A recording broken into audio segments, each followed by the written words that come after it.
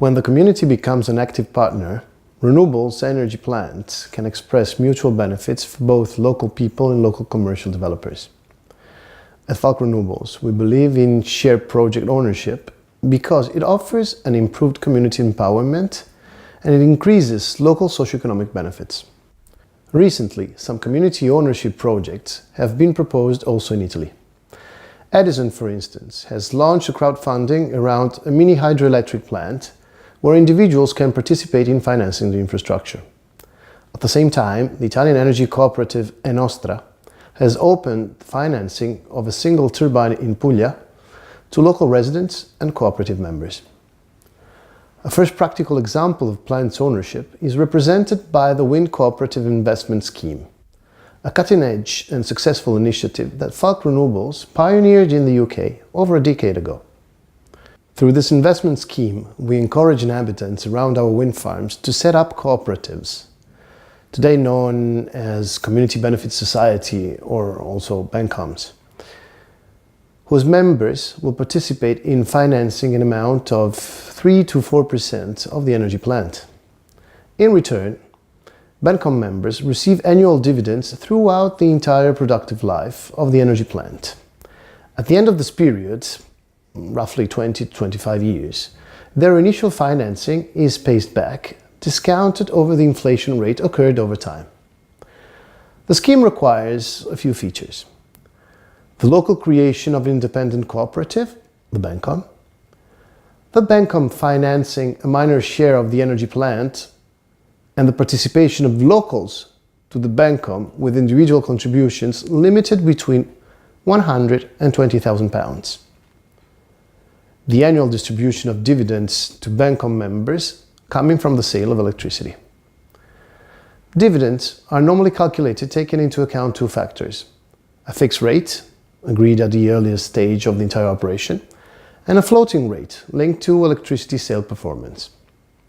So far, dividends have proven to reward very interesting returns, a few hundred spread points above the average annual interest rate of a bank deposit account.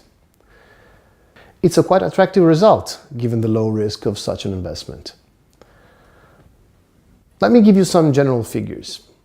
In a decade, we had 2,500 investors involved in 5 Falck Renewables BENCOMs. We raised over £8.3 million and already distributed £5.5 million in dividends. The first Falck Renewables cooperative was established in Boyndy, Aberdeenshire, and was awarded in 2006 the Green Energy Award for Best Community Project in Scotland.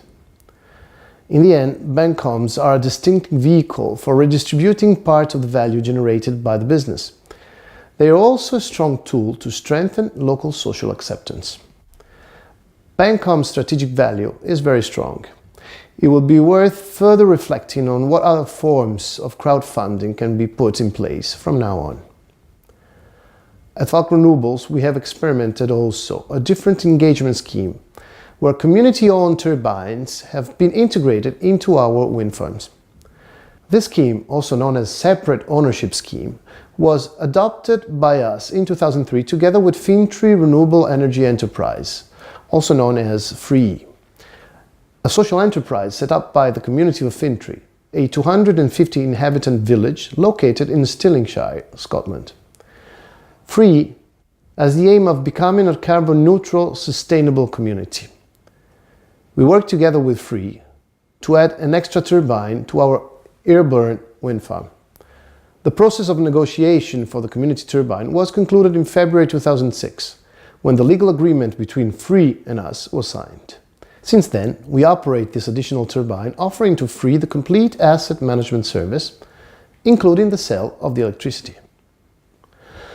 These models represent a Scottish best practice and have received a strong support from the Scottish Government that aims at setting community ownership as an industry standard for the renewable energy development. The Scottish administration is so deeply involved in this matter to the extent that communities can access specific fundings to receive professional financial advice in setting up ownership schemes.